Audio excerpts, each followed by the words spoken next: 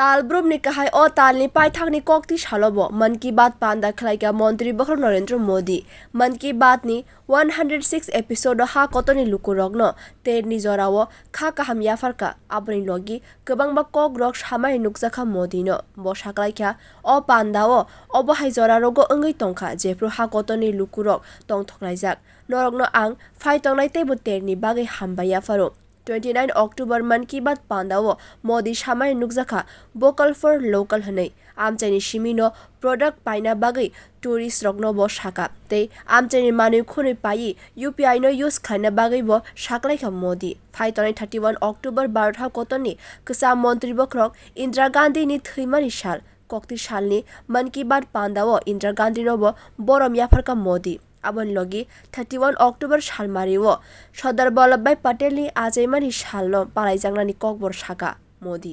साथियों, त्योहारों की इस उमंग के बीच दिल्ली की एक खबर से ही मैं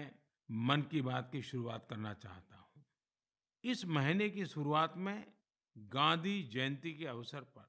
दिल्ली में खादी की रिकॉर्ड बिक्री हुई। यहाँ कनॉट प्लेस में एक ही खादी स्टोर में एक ही दिन में 1.5 करोड़ रुपए से ज्यादा का सामान लोगों ने खरीदा।